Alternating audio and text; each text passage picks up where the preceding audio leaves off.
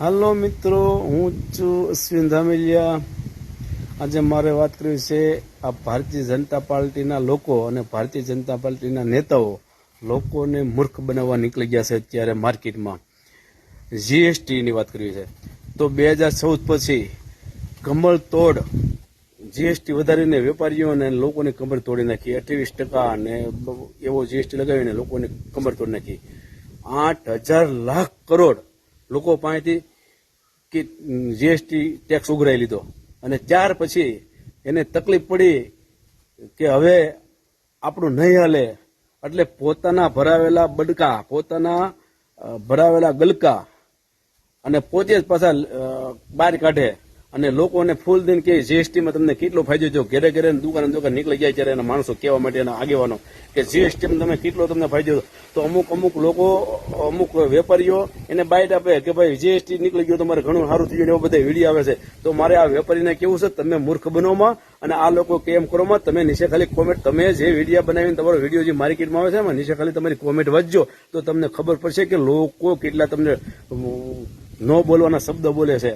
એટલે કોઈ પણ વેપારી મહેરબાની કરીને ઈ કે એમ તમે વિડીયો બનાવતા નહીં, કારણ કે આ એને ટેક્સ વધાર્યો, જીએસટી લીધું પછી એની ઘટાડી અને એના પાછા ગામમાં ડીંગલ વાજાલે નીકળી જાય। હવે ભી પડે એટલે ડીંગલ વાજાલે નીકળી જશે કે હવે આવનારી ચૂંટણી છે તાલુકા જિલ્લા અને મહાનગરપાલિકાની ચૂંટણી ખબર છે, આમાં જીએસટીને કારણે આપણે હારશું એટલે એને એક ગલકા લઈને નીકળી જાય। હવે તમે આ જીએસટી ભાવ વધારો તમે પાછા ઘટાડીને તમારા તમે વાય કરો તો લોકો જેને સાથ દેશે ને એ પ્રથમ તો મૂર્ખ કહેવાય।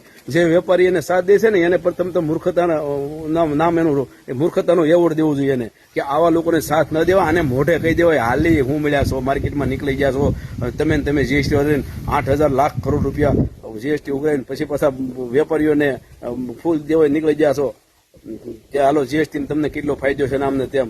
હવે તમે રહેવા દો બધી વસ્તુ, હવે તમે હવે તમે રહેવા દો તમારું બધું, તમે પબ્લિસિટી કરો। તમને શરમ નથી આવતી? નાક શરમ હોય ને તો કોઈ આગેવાન જાતા નહીં, કોઈ દુકાનદાર પાસે જો તમને શરમ હોય તો તમને શરમ આવી જોઈએ કે આ વસ્તુ લઈને નીકળી જાય માર્કેટમાં બધાય કે જીએસટીમાં તમને કેટલો ફાયદો થયો। લોકોને ખબર છે જીએસટીમાં કેટલો ફાયદો, અને જીએસટીમાં ફાયદો થયો તો ગેસના બાટલામાં કેમ ભાવ ઘટ્યો નહીં, પેટ્રોલમાં કેમ ભાવ ઘટ્યો નહીં, ખાસ વસ્તુ છે એમાં હું ભાવ ઘટી જવાનું છે?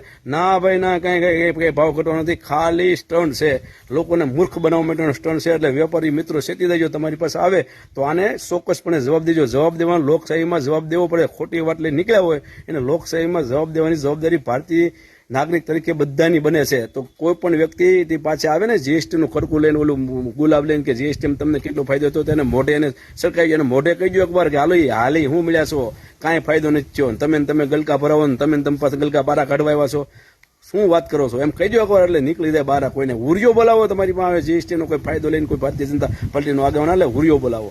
તો તમને મારી વાત કેવી લાગે કે આ ભારતીય જનતા પાર્ટી પોતે ભરાવેલા ગલકા, બટકાવેલા ગલકા હવે એ ભી પડે એટલે ગલકા લોકોમાંથી લેવા પાછા નીકળે છે, એ વાત કેટલી યોગ્ય છે? તમે મને જે કોમેન્ટ બોક્સમાં જવાબ આપજો। જય હિન્દ, જય ભારત।